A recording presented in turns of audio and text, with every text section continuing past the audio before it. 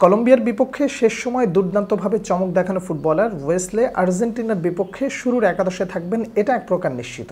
প্রশ্ন হলো, এমন একজন অফেন্সিভ ফুটবলার আর্জেন্টিনার বিপক্ষে শুরুর একাদশে থাকলে তিনি ব্রাজিলের জন্য আশীর্বাদ হবেন নাকি ক্ষতির কারণও হতে পারেন? এই বিষয়টা নিয়ে একটু টেকনিক্যাল আলোচনা করতে চাই। এই পুরো বিষয়টা বুঝতে হলে শেষ পর্যন্ত আমার সঙ্গে থাকতে হবে আপনাকে। আশা করি আমি আপনাকে বোঝাতে পারবো।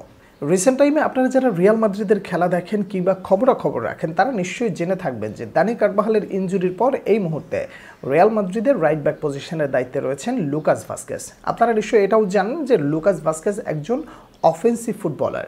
লুকাস ভাস্কেস যখন প্রতিপক্ষের বিপক্ষে বল নিয়ে কাউন্টারের জন্য কিংবা উইং পজিশনে বলটা সাপ্লাই দেওয়ার জন্য চলে যান, ঠিক ওই সময় রিয়াল মাদ্রিদের জন্য একজন মিডফিল্ডার থাকেন যিনি লুকাস ভাস্কেসের রেখে যাওয়া ফাঁকা জায়গাটা মোটামুটি কাভার করে দেন।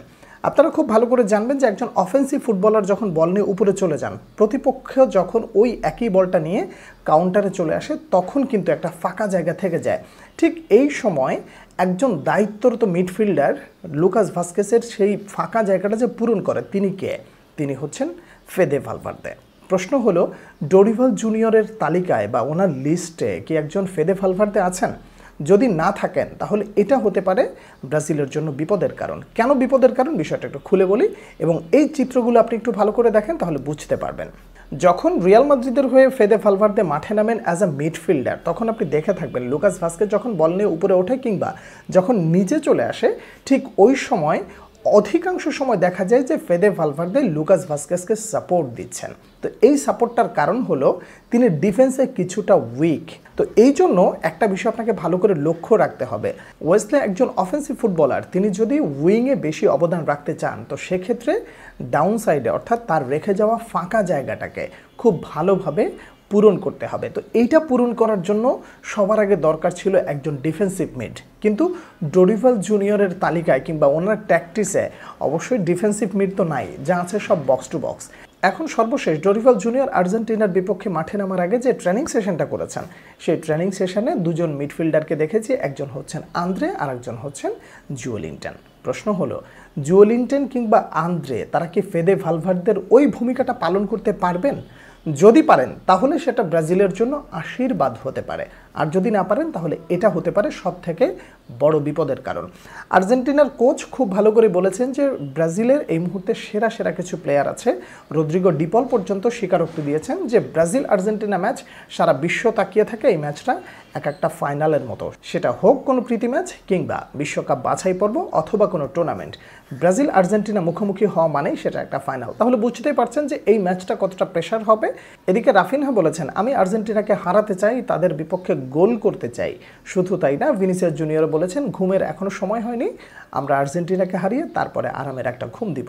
তো আসল কথা হলো, আরামের ঘুম তো তখন হবে যখন দলের ভেতরে কমজোরিটা একেবারে থাকবে না। ডোরিভাল জুনিয়র তিনি কোন মাস্টার প্ল্যানে এগোচ্ছেন এটা আসলে এই মুহূর্তে বোঝাটা মুশকিল, কেননা তার নাম যখন ডোরিভাল জুনিয়র, তিনি আসলে এই ঘাটতিগুলো কিভাবে পূরণ করবেন একমাত্র তিনিই ভালো জানেন।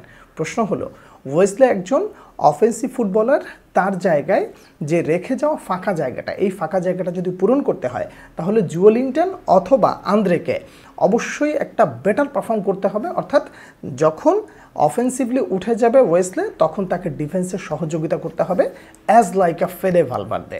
এই সমস্যাটার সমাধান যদি করতে পারে তাহলে আশা করা যায় ব্রাজিলের এই মুহূর্তে যে সমস্যাগুলো রয়েছে সেই সমস্যার সমাধানের পাশাপাশি ওয়েসলের অফেন্সিভলি যে মুভ, এই মুভের বিপরীতে যে একটা ক্ষতির দিক আছে এই ক্ষতির দিকটা থেকে ব্রাজিল রক্ষা পেতে পারে।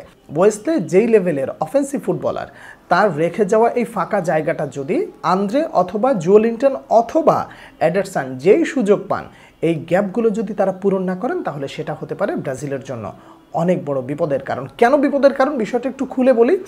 আর্জেন্টিনা আপনাকে সুযোগ দেবে বল ছেড়ে দিয়ে প্রেস করার জন্য, যে আপনারা বল নিয়ে আমাদেরকে প্রেস করেন, কিন্তু আর্জেন্টিনার মিডের দিকে আপনি তাকান, Enzo Fernandez, Mac Allister, Rodrigo De Paul, তারা যেইভাবে অ্যাক্টিভ, সেই জায়গা থেকে আর্জেন্টিনাকে আসলে আপনি মিডে কতটা পরাস্ত করতে পারবেন সেটা হয়ে যাবে সব থেকে বড় পরীক্ষা।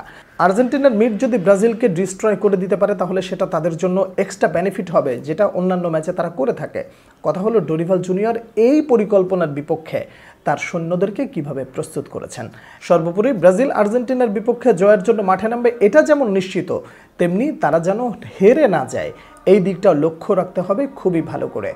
ওয়েসলে একজন অফেন্সিভ ফুটবলার, তার রেখে যাওয়া ফাঁকা জায়গাটা যদি মিডফিল্ডাররা কাভার করে দিতে পারে এবং মিডফিল্ডাররা যদি ক্রিয়েটিভ সেন্স অ্যাপ্লাই করতে পারে এবং ক্রিয়েটিভিটি দেখাতে পারে, তাহলে আর্জেন্টিনাকে হারানোটা ব্রাজিলের জন্য অসম্ভব নয়। আপনারা কে কী মনে করছেন জানাবেন। পরবর্তী ভিডিওতে আবারও আপনাদের সাথে দেখা হচ্ছে, সে পর্যন্ত অনেক অনেক ভালো থাকবেন। আল্লাহ হাফেজ।